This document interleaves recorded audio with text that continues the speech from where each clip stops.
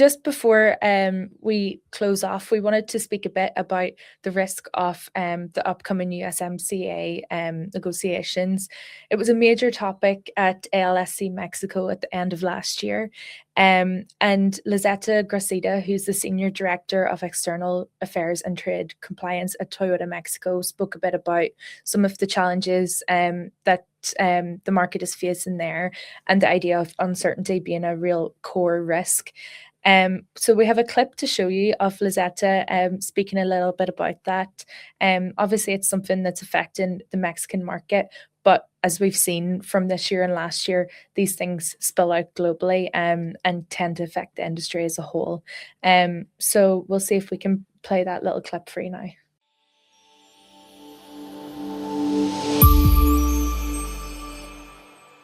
I would say that more than policy itself, what the industry needs right now is certainty. Yeah. That is the magic word. We need clear rules, no sudden changes that disrupt our industry. For example, under the current trade, under the current tariff context, the industry is facing a great deal of uncertainty, whether tariffs will increase, whether new tariffs will be imposed, or how long these tariffs will stay or remain in place. On the other hand, there is also uncertainty in terms of the USMCA, on how the review or the renegotiation will unfold, and also how long this review will take to the parties to achieve an agreement. And that is just from the trade perspective. But if we go into Mexico and within the Mexican issues, the auto sector is also exposed to a series of sudden changes that are impacting the business environment and affecting the auto companies. And those changes go from regulatory matters to constitutional reforms. And as an example, we have during this half a year, we have seen the constitutional reform to the Amparo law, to the customs law, to the tax code, the implementation of the electronic value manifest that I'm sure you have talked about this before, and also the potential increase of the most favored nation tariffs that will impact non-FTA.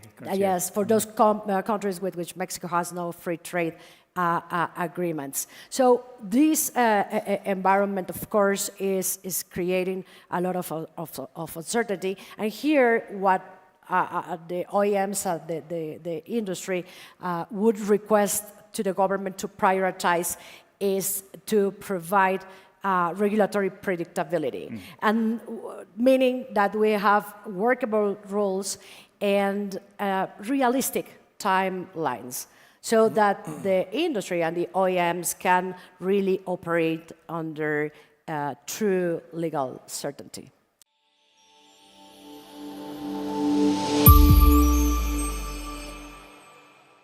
Chris, obviously we heard Lizetta speaking a bit about how it would be great for the industry to have more predictability in terms of regulations. And speaking about USMCA, that was only a couple of months ago. Now it's even more up in the air. We don't know with the trade relations between the US and Canada, what's going to happen with it. Where can companies kind of act independently, regardless of what's coming down the line this year for the USMCA?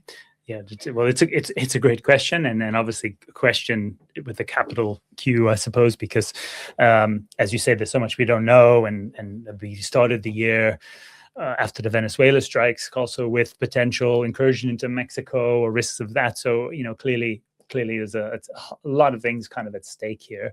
I mean, again, if you're a logistics manager or even a supply chain chief supply chain officer, unfortunately, you still can't or maybe have a limited ability to influence ultimately what gets agreed in this deal. And one of the things that Lizetta also explained at the event, and she alluded to, was potentially the constitutional reforms that the US will ask of Mexico to address also issues around drug cartels and violence and rule of law. So it does throw a lot of uncertainty along with the Canadian issue. But coming all back to it, I mean, to a certain extent, the supply chain just needs to keep going and moves on. I mean, perhaps it was surprising the extent in 2025 to which despite the tariffs, which at one point, don't forget, for certain products out of Mexico, for certain automotive products out of Mexico, would have gone up to 52%, right? If you were not USMCA compliant, if you were hit with the so-called AIPA, kind of fentanyl tariffs plus the auto tariff. So at some point, we were confronted with these crippling tariffs. And yet we're past the worst of those, perhaps with the agreement, or at least temporary reprieve. But the supply chain ultimately carried forward. The OEMs made the decision to ship, to continue producing where it made sense, where the products were still going to sell. They didn't want to lose market share, because if you held it back too long, somebody steps in and you lose market share. So for the time being, whilst those production remain, even with a higher tariff, or even with this uncertainty, you need to serve that supply chain as best as you can, but be very, very cognizant of the changes that are coming. So, I mean, even today, General Motors announced more investment in some US plants. Stellantis, obviously, a big program. A lot of investment. There's no question that where certain products, as I mentioned earlier, can localize, or aspects of the supply chain can localize, they will, where it makes sense. So you in the supply chain, be you a logistics provider, be you a tier 1, tier 2, you definitely need to understand which way the wind is blowing and be ready to move and serve those changes, as well as support the ongoing production, this sort of performing whilst transforming kind of mantra. And I think going back to this could come through several scenarios, so we do need to be prepared. But again, I would also point out, Toyota has just, I think in Canada, they have a big investment in RAV4 production, increasing new model launch. Then the main production, the core production for the RAV4 for North America and other global locations is Canada. For the time being, that's a decision Toyota has clearly made and is staying with. So if you're serving Toyota, you can't move ahead of them either, so to say. You still want to. So there is a bit of, and so how do you mitigate the cost elsewhere? How do you still make it work? But I would sort of say you need to be very closely tracking where things are going, so that you can be ready to serve multiple sides of the border. You have to be ready to move with your customers, and likewise look at other opportunities, because you know what, Canada's looking for them. Nobody wants to see this happen. I don't want to see it happen, that there's a rupture in the North American supply chain, but the Canadians are looking at alternatives. It has a trade deal with the EU, for example, so maybe there's an opportunity there. There's obviously the controversial stuff with China. We'll see where that goes. But where one opportunity drops, another may arise. Another manufacturer might come in with a different business model. So it's not any one of those things. It's not just a case of, I'll choose, put my cards on the table and go one. You need to be ready across multiple ones. So that's the best I think those in the supply chain can do.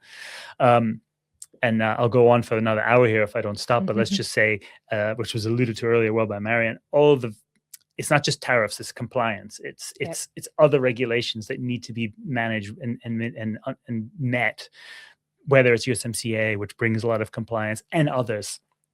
So you also need a depth of understanding. You need close work with suppliers to comply on those issues, and for sure technology that can help with complex documentation, complex tracking of tier N supply bases, etc. So that's the sort of couple of ideas. Yeah. Well, it's great to end with so many ideas for people to go away and think about. Chris, thank you so much.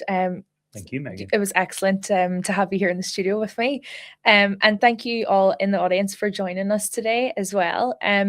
Before you go, I just wanted to highlight again some of the events that are coming up this year. You can see we've got events all over Europe. We've got one in the UK in June this year.